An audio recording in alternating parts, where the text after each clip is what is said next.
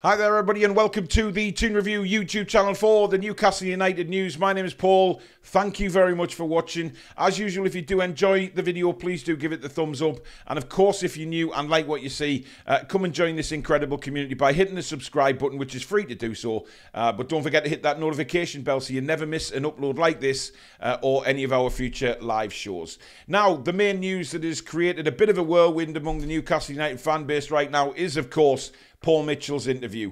Now, for me, we did say many times on the show that we were looking forward to somebody coming out and explaining what the hell had gone on with regards to the transfer window, the lack of players that were brought in, what just was going on behind the scenes. And Paul Mitchell's been very frank in this interview and he's created a bit of a storm. Has he thrown Eddie under the bus? Has he been a little bit too honest? Or is it an interview that you like? I've got it here. I'm going to read it out bit by bit, give you my thoughts on it. And then, of course, let me know in the comments below what you think of the whole fiasco. Because look, it's fair to say Mitchell took a lot of hammer during the transfer window and on deadline day. Alan Shearer's had his say as well with their failure to land Mark Gahey and the real absolute shit show that was that transfer that never happened. Was there anybody else that Newcastle United were going for? What was happening? You know, something needed to be said. Now, Mitchell's come out and said it, and it does make interesting reading, I have to say. Of course, before the transfer window, before the summer kicked off, Eddie Howe definitely had more involvement in the transfers alongside Amanda and Mairdad, and of course was supported by Steve Nixon and Dan Ashworth before Ashworth, of course, left for pastures new. Now, what Mitchell first said was, I think it's difficult coming into a predefined strategy. Should our scouting and recruitment be driven more extensively with a wider reaching net? It definitely should, because this is becoming a really nosed space now when you can't just capitally fund everything every year and buy loads of players at peak age and peak price. Of course it needs to be, and that's the responsibility of me, the scouting team and Eddie. So he doesn't mention Darren Eales in this. It was mainly the scouting team and Eddie. Now, he's quite clearly come into the club and definitely sort of looked at it and thought, this isn't right. There's something missing here. It's been run very poorly. Now, who's to blame for that? I don't know. But he clearly has his say straight away. And you can tell by that opening paragraph there that he's clearly not happy with the way things were run. Now, that makes me a little more understanding of what Paul Mitchell had to walk into and why maybe, you know, we were right in saying, look, this guy's been here 5 minutes. Let's just ease off him a little bit. You know, I can quite clearly understand why people have said that, because if he's coming into something that he feels is clearly not right, it's a little bit, you know, of a massive ask to ask him to change it around in the few weeks he was part of the transfer window. Now, what he did go on to say, is it fit for purpose? Not last winter gone, the winter before that. Is it fit for purpose in the modern game? Because other clubs that have adopted a different approach over time with more intelligence, more data informed than we are, actually prospered in this window. That's where we have to grow to be now. So what he's saying is, it's clear other clubs around us have improved and we've stood still. You know, I'm not looking into that any other way, because I think that's what Paul Mitchell is saying. Our strategy, whatever it was when this window started, has been found out, if you like. And other clubs have changed the way they work in order to bring in players. And you look at the likes of Brighton, for instance, who've really improved. West Ham have really improved with their incomings. And they're the teams that are going to be probably around us this season if we're not pushing for top 4. But then you look at the top 4, Liverpool have now started to bring in players, of course, before the end of the window. You look at Chelsea, I mean, whatever you think of them, they're bringing players in. So there's a lot of teams around us and just below us who are improving their squads and have a different strategy to us. And clearly Paul Mitchell is saying exactly that. We are standing still, and it's a disappointment. He says, you look at the money we have invested up to this point, £250 million net over the last 2.5 years. Was our model in place to be able to spend more to the levels we would have liked to enhance the team? I don't think it was. Because we haven't sold a player during that time, barring what we were forced to do through PSR. Again, very, very frank from Paul Mitchell. He doesn't think the investment over the last 2 years or 2.5 years has been very good, because it's left us in a bit of a financial squander, of course, with PSR and having to sell Anderson and Minte. Clearly, they did not want to sell these players. You know, Eddie certainly didn't want to, but, you know, the people above Eddie clearly didn't want to either. And I think that's the major point that he's saying there, that we haven't done well in the last 2.5 years. He went on to say we didn't have the sales window we thought we would have, and we have to look at that strategy as well. Was that right? It was all aligned with the head coach. There definitely has to be a more strategic approach that we haven't had the last 2.5 years. I'll know whether we've done a good job in 5 years' time. Now, he mentions the head coach there and saying it was all aligned with Eddie Howe. Now, this is where the rumours started coming out, of course, in the summer regarding Mark Gahey, and that Eddie Howe said that he wanted Gahey or nobody else. There was no plan B, plan C, or whatever it may be. It was all to do with what Eddie wanted.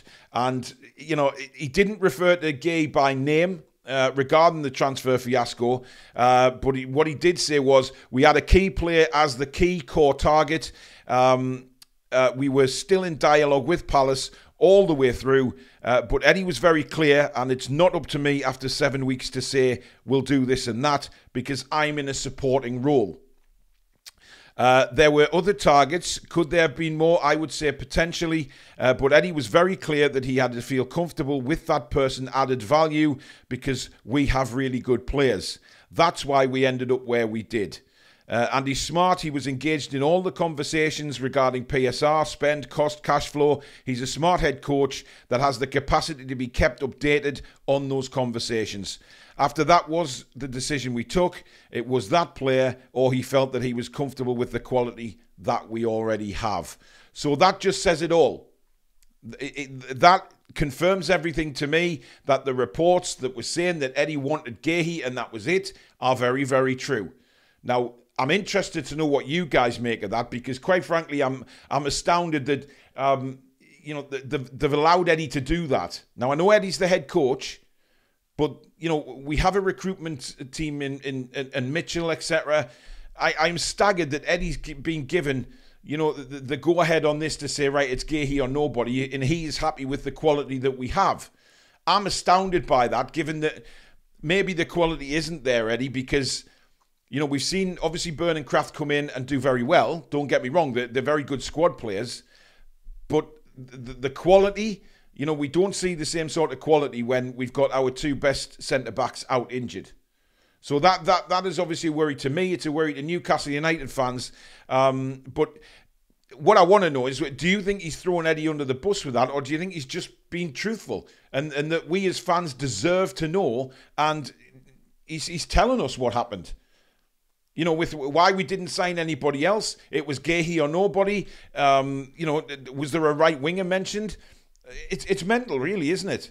That, you know, Eddie's had this massive say, Gahey or nobody. Now, normally when you're a head coach, remember, he's not manager, he's a head coach, and there's a bit of a difference there.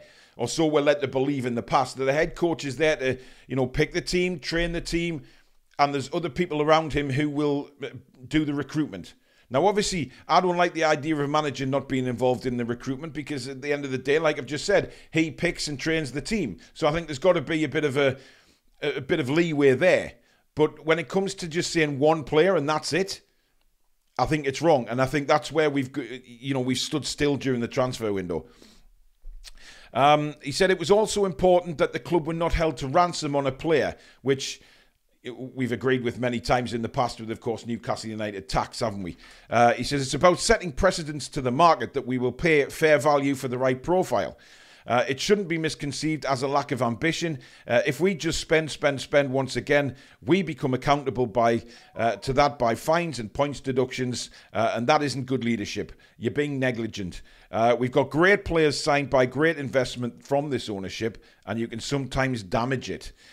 So, you know, from one end to the other, he's saying that we're not going to get bullied in the transfer market. I like what he said there. But also, when you're looking at fair value for the right profile, that's maybe why Newcastle United didn't stretch to the £70 million that Palace were wanting. Because Obviously, they felt that was way out of what the actual player's value is. You know, we've said all summer, you know, what is Guehi's real value? I don't think it's anywhere near £70 million, but, you know, he's an English international. They tend to go the price a little bit higher, and of course we know that there's Newcastle United tax as well to kick around, so it would put the price of the player up. So I'm glad he said that, because I don't want Newcastle United to be bullied in the transfer market. But again, where do you lie on this?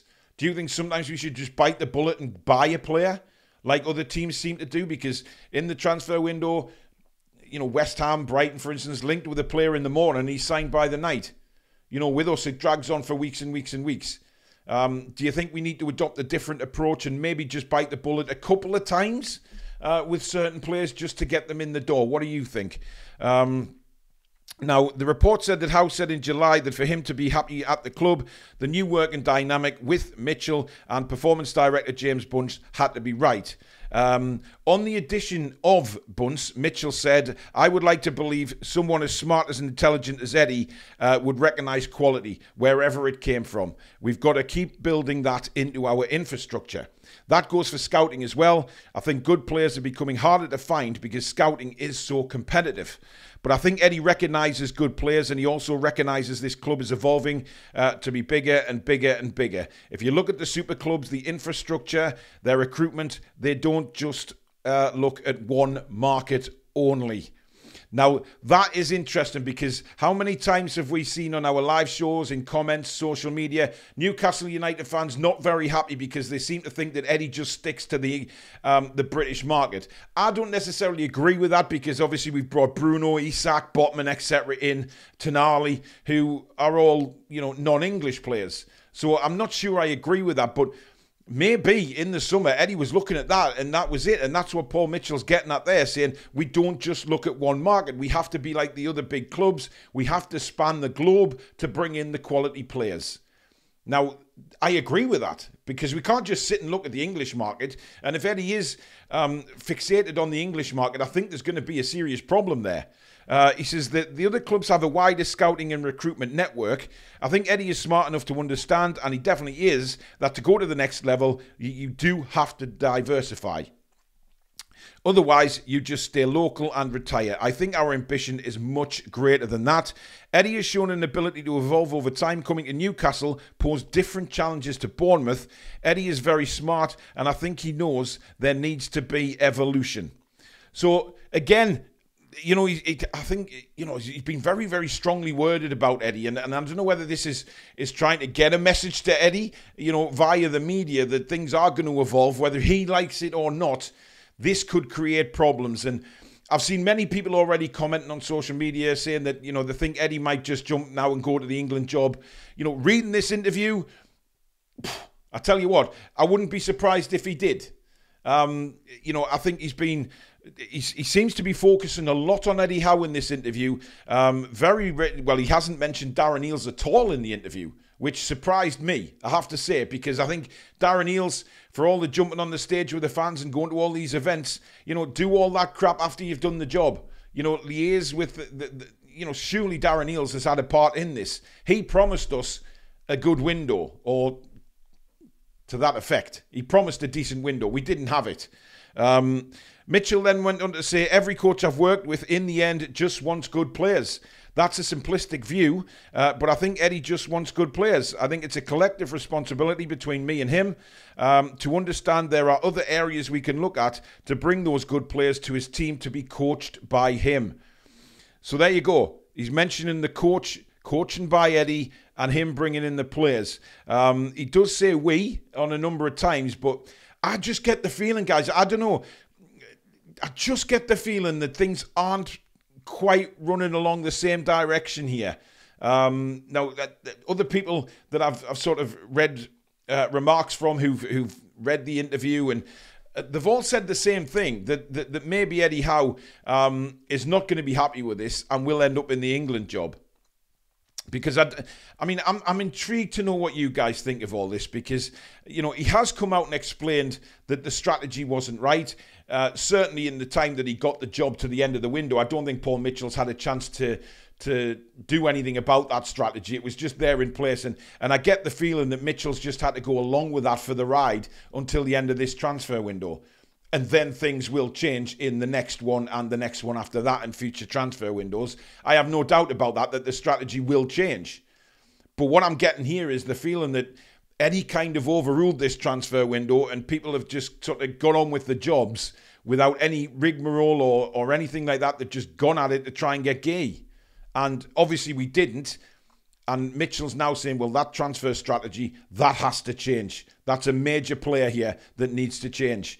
But Mitchell's, he went on to say that Eddie Howe was kept up to speed on the developments after the head coach repeatedly said he was not in the loop on everything that was going on. So contrary to opinion, we speak every night, more or less, said Mitchell, and every day a minimum of once on all topics. I think this idea that me and Eddie haven't spoken all the way through the transfer window is fake. All the way through, right up to the last minutes, he is fully updated and involved. We speak literally an hour a night. If we were able to physically communicate, we'll use WhatsApp. My idea, rightly or wrongly, was to over-communicate. My wife doesn't get that. I felt that was necessary at this stage of the relationship. He was kept very updated on the transfer window. Now, again, he says that they speak every night, contrary to opinion, but Eddie Howe came out, of course, and repeatedly said he was not in the loop of everything going on in his press conferences. And by all means, that looks like Paul Mitchell is setting the record straight there by saying, yes, he was. And again, for me, this has created a little bit of a tsunami here because, Eddie's saying one thing in the press conferences and now Mitchell's saying another in an interview that they communicate all the time and every day. So it's kind of, well, who do we frigging believe here? Again, we're getting mixed messages coming out from the manager and now from Paul Mitchell. What do you guys think? That's basically the interview in a nutshell. And to be honest, it's give us a little bit of an insight as to what's gone on, but it's also brought up a whole host of other questions as to, what is going on behind the scenes. And, is Eddie Howe actually happy in his position at the moment? Because, I don't want to sit here and start rumours. These are just the questions that I have as a fan. And I want to know if you guys as fans as well have the same opinion or whether you have a different one. But if you do have a different opinion, let me know in the comments. But don't, there's no need to sort of get nasty about things. These are different opinions. Many people will have different ones on this interview. Personally, as a fan, I don't think everything is right. I think Eddie Howe, they're not quite happy with the way Eddie sort of dictated the transfer window. Or certainly, Paul Mitchell isn't. He's not happy at all. The strategy, he said, is completely, it's not fit for purpose. There's Eddie saying that he wasn't kept in the loop. Mitchell says he was. It's crazy because it seems to have opened a can of worms here when, we were hoping that somebody would just come out and put the whole thing to bed. We said on one of our live shows the other week, let's just move on from the transfer window. But when you read interviews like that, it's very, very difficult to try and move on when you know in your own mind, we're not stupid people. We can read into what's been said there. It's a strange interview. Has he thrown Eddie under the bus because he's concentrated mainly on Eddie and mentioned nobody else? Or do you agree with him? Do you think it's right what he said? Do you think it's a kick up the arse for everybody to get into gear? Because, Mitchell's come with a hell of a CV. He's not going to be frightened to make decisions. And I think that's the positive that's come out of this, is that he is not frightened to make decisions and he will make decisions. And has Eddie just got to get into line and go with everybody on this and the strategy change? What do you reckon? Or do you think that this is just ruffled too many feathers? And if England do come a-calling, are you worried that Eddie's going to say yes because he isn't happy with the strategies that are going to be put in place, like Mitchell says, similar to what the super clubs do? That's where Newcastle are aiming. That's how they want to do their business. Is Eddie going to be a part of that? It's a fascinating interview, and I'm fascinated to get the answer, what your opinions on it as well, because it's I don't know. It's a can of worms, isn't it? But thank you very much for watching, guys. As usual, please do give it the thumbs up, as I said at the start. And if you're new, please do subscribe if you're enjoying what you're seeing. It is free to do so, but don't forget to hit that notification bell so you never miss an upload or a live show. We'll be back very soon. We've got the England commentaries, of course, coming up over the weekend as well. But like I say, let me know in the comments below what you think of this whole interview. Is Eddie going to be around? Is he going to step into line for the strategies ahead? Or do you think if England come calling, Eddie's seeing a little bit of difference to what he's used to working to with Amanda and Dad and won't be happy with it and disappears into the sunset? Let me know. But thank you very much for watching, guys. In the meantime, take care.